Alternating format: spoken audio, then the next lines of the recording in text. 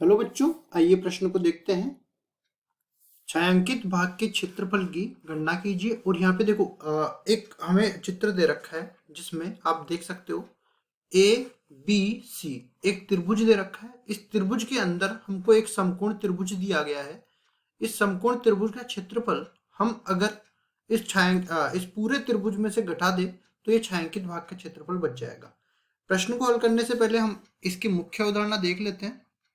तो यहाँ पे हम लोग लिखेंगे मुख्य अवधारणा। इसमें हम लोग देखेंगे कि त्रिभुज का क्षेत्रफल ज्ञात करने के लिए कुछ सूत्र निर्धारित होते हैं। उन सूत्रों को हम लोग देखते हैं। एक तो हमारे पास होता है हीरोन का सूत्र। हीरोन का सूत्र और ये हीरोन के सूत्र द्वारा किसी भी त्रिभुज का हम लोग क्षेत्रफल ज्ञात कर सकते हैं जिसकी तीनों भुजाएं हमें ज्ञात हो। ठीक है, तो हम लोग लिखेंगे, देखिए त्रिभुज का क्षेत्रफल ये बराबर हो जाएगा। यहाँ पे सबसे पहले एक त्रिभुज बना देते हैं। मान लो ये त्रिभुज इसका दे रखा है और इसकी ये वाली भुजा की लंबाई ए का ही है, ये बी का ही है और ये सी का ही है।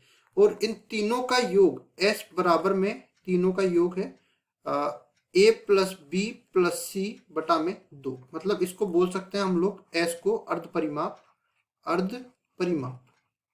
ठीक है, अब ये हीरोन के सूत्र में क्या होता है, त्रिभुज के क्षेत्रफल में एस गुणा में एस माइनस में ए गुणा में एस माइनस में बी गुणा में एस माइनस में सी और इस पूरे का आ जाता है वर्गमूल। इससे हम लोग इस त्रिभुज का क्षेत्रफल ज्ञात कर सकते हैं।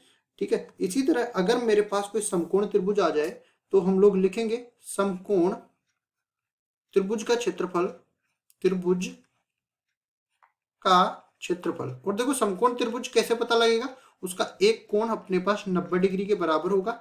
मान लो कि ये कोण ये त्रिभुज जो है समकोण त्रिभुज है, इसको ए बी और सी से निरूपित कर दिया। ये वाला जो है अपने पास 90 डिग्री का कोण आ गया इसमें। इसको अगर मैं डेल्टा से निरूपित करूं तो ये बराबर आ जाएगा 1/2 गुणा में आधार गुणा में ऊंचाई। आधार इसका ए बी है, सॉरी आधार इसका कोई भी मान लो आधार, एक आधार होगा एक उसकी ऊंचाई होगी। मतलब कर्ण को छोड़ के बाकी दो भुजाएं हमको लेनी है। तो इन सूत्रों का उपयोग करते हुए सवाल को हम लोग हल करते हैं। सबसे पहले हम लोग त्रिभुज एबीसी का क्षेत्रफल निकालेंगे।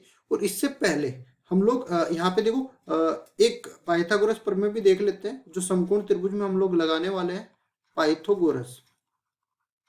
पाइथागोरस प्रमेय ये अपने पास होती है कर्ण का वर्ग बराबर में आधार का वर्ग प्लस लंब का वर्ग। इस तरह से अपने पास पाइथागोरस प्रमेय का सूत्र होता है। तो देखिए सबसे पहले हमको ये भुजा निकालनी है, ए बी भुजा।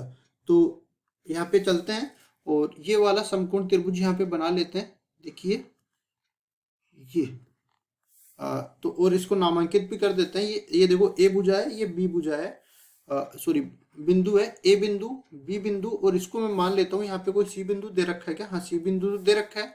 तो इसको मैं मान लेता हूँ ये डी बिंदु है। अब इसके बाद देखिए ये एक भुजा 12 सेंटीमीटर के बराबर दे रखी है, एक 5 सेंटीमीटर के बराबर दे रखी है। अब इसमें हम लोग पाइथागोरस प्रमेय लगा देते हैं।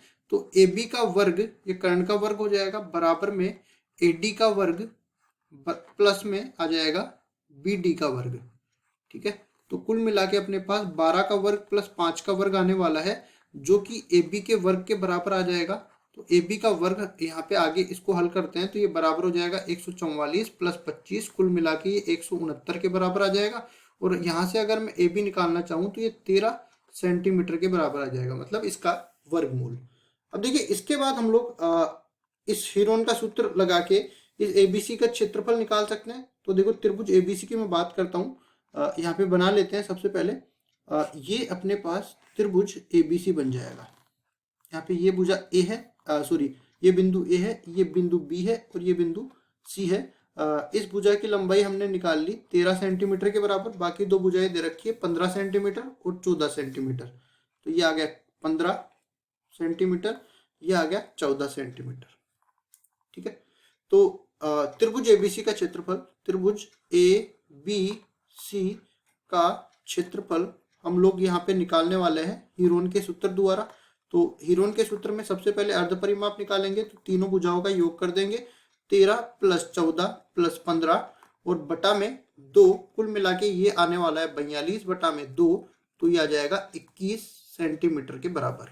अब इसके बाद देखिए त्रिभुज के क्षेत्रफल को हम डेल्टा से निरूपित कर देते हैं, तो ये बराबर हो जाएगा s गुणा में s माइनस में a गुणा में s माइनस में b गुणा में s माइनस में c, इस पूरे का वर्गमूल। अब देखो इसको डेल्टा 1 बोल देते हैं, क्योंकि दूसरे त्रिभुज का भी क्षेत्रफल निकालना है तो उसको डेल्टा 2 बोल देंगे। अब देखिए यहाँ पे हम लोग रखेंगे तो 21 गुणा में 21 माइनस में 13, फिर हम लोग आगे बढ़ेंगे 21 माइनस में 14, कोई एबीसी कोई भी भुजा हो सकती है, कोई फर्क नहीं पड़ेगा, 21 माइनस में 15, इस पूरे का आ जाएगा वर्गमूल। फिर आगे बढ़ते हैं तो डेल्टा 1 अपने पास आ जाएगा, 21 को लिख सकते हैं 7 गुणा में 3, और ये जो 21 माइनस 13 आया ये 8 आ जाएगा, 8 को लिख सकते हैं 4 गुणा में 2, फिर ये सॉरी यहाँ पे मैंने थोड़ी गलती कर दी, ये 12 नहीं आने वाला, यहाँ पे आने वाला है 21, और 21 माइनस में 14 ये जो आएगा इसको हम लोग 7 के बराबर बोल सकते हैं, तो 7 इसी तरह आ जाएगा। 21 माइनस 15 ये अपने पास बच जाएगा 6 के बराबर, 6 को हम लोग बोल सकते हैं 3 गुणा में 2 के बराबर।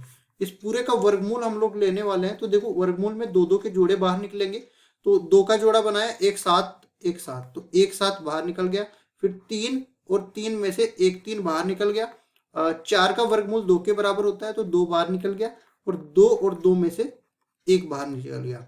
फिर आगे हम लोग देखते हैं 7 21 21 4 84, 84 और इसकी इकाई हो जाएगी सेंटीमीटर की घात 2। अब देखो ये तो आ गया अपने पास त्रिभुज एबीसी का क्षेत्रफल। अब इसमें से हम लोग अगर त्रिभुज एबीडी का क्षेत्रफल घटा दे तो अपने पास जो बचा हुआ छायांकित भाग है उसका क्षेत्रफल मिल जाएगा। ठीक है, यहाँ पे हम लोग निकालते हैं त्रिभुज एबीडी का क्षेत्रफल, तो डेल्टा 2 बराबर में इसको बोल देंगे एरिया किसका, त्रिभुज एबीडी का, त्रिभुज एबीडी का क्षेत्रफल। ये हमने बोला था ये बराबर होता है 1/2 गुणा में आधार गुणा में ऊंचाई, आधार गुणा में ऊंचाई। अब देखिए यहाँ पे हम लोग देख सकते हैं ये त्रिभुज हमने यहाँ पे बनाया है, एक आधार हो गया एक ऊंचाई हो गई, मतलब आधार को 12 बोल देते हैं, ऊंचाई को 5 बोल देते हैं, तो कुल मिला के अपने पास डेल्टा 2 का मान आ जाएगा 1/2 गुणा में 12 गुणा में 5। अब ये 2 से 12 कट जाएगा 6 बार, तो ये आ जाएगा 6 पंजे 30, और इसकी इकाई भी सेंटीमीटर की घात 2 के बराबर हो जाएगी। अब देखिए यहाँ पे देख सकते हो चित्र में, अगर मैं त्रिभुज एबीसी में से एबीसी के क्षेत्रफल में से त्रिभुज एबीडी, डी इसको बोला है मैंने, एबीडी का क्षेत्रफल घटा दूं तो छायांकित भाग का क्षेत्रफल आ जाएगा। तो यहाँ पे हम लोग बोल सकते हैं कि छायांकित भाग का क्षेत्रफल, भाग का क्षेत्रफल, और ये बराबर किसके आ जाएगा, ये बराबर आ जाएगा त्रिभुज एबीसी का क्षेत्रफल, त्रिभुज एबीसी का क्षेत्रफल माइनस में त्रिभुज एबीडी का क्षेत्रफल, त्रिभुज एबीडी का क्षेत्रफल। और ये त्रिभुज एबीसी के क्षेत्रफल को हमने डेल्टा 1 बोला था, इसको मैंने डेल्टा 2 बोला था, ये अपने 84 आया था, ये अपने 30 आया था, कुल मिला के अपने पास 54 बच गया, और ये इसकी इकाई सेंटीमीटर की घात 2 बन जाएगी। मतलब जो छायांकित भाग का क्षेत्रफल निकालना था वो बराबर आ गया 54 सेंटीमीटर की घात 2। यही हमारा उत्तर हो जाएगा। आशा करता हूँ ये सवाल आपको समझ में आया होगा। धन्यवाद।